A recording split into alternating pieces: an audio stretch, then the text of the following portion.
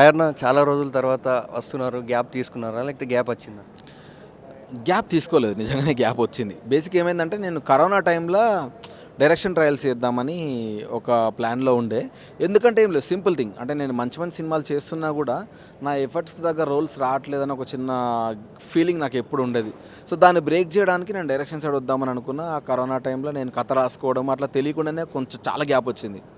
So దానివల్ల నాకు break చాలా పెద్దగా అయిపోయింది. దీన్ని ఎట్లా ఫుల్ఫిల్ చేయాలని అనుకొని సినిమా డైరెక్షన్ చేసిన. మధ్యలో చాలా వెరీ లిమిటెడ్ ఫిల్మ్స్ చేసిన. రామన్నయ్యతో, రాక్షస్ కావ్యం, పిట్టకథలు, పేరు చాలా వచ్చింది వాడు చేసిన దానికి. కాకపోతే ఏంటంటే ముందుకు వెళ్ళలే ఇంకా. సరే చూద్దాం, మనకి ఇంకా అదృష్టం కలిసి రాలేదు అని వెయిట్ చేస్తూ ఉన్న మూమెంట్లో ప్రదీప్ అన్న ఫోన్ చేసి అబ్బాయి ఒకసారి ఆఫీస్ రా అన్నాడు. వెళ్ళిన, ఇట్లా ఉంది కథ, ఇట్లా క్యారెక్టర్ ఉందిరా అన్నాడు. అన్న నేను ఖచ్చితంగా చేస్తా అన్న. వెళ్ళిన, ఆడిషన్ ఇచ్చిన, ఫిక్స్ రా అని అన్నాడు. అప్పటి నుంచి ఇంకా ఎగ్జాక్ట్లీ 1 year 20 days అవుతుంది నేను ఈ సినిమాలో పార్ట్ అయ్యి. 1 year 20 days అవుతుంది. చాలా ఎంజాయ్ చేసిన నిజంగా. ఛాంపియన్ సినిమా అనే కంటే ఇది నాకు ఒక నా హర్ట్కి దగ్గరైన ఒక ఎమోషన్. సో ఈ సినిమా సక్సెస్ అవ్వడం నాకు చాలా పర్సనల్. సో ఈ సినిమాతో మాత్రం మళ్ళా బ్యాక్ వెళ్ళా, అంటే ఆ గ్యాప్ రావద్దని కోరుకుంటున్నా.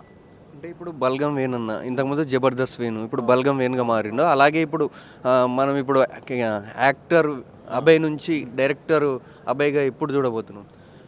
నెక్స్ట్ ఇయర్ ఈ సినిమా రిలీజ్ అయినాక, మోస్ట్లీ ఈ సినిమా రిలీజ్ అయినాక ఒక వితిన్ 15-20 daysలో నేను మంచి అనౌన్స్మెంట్ ఇస్తా.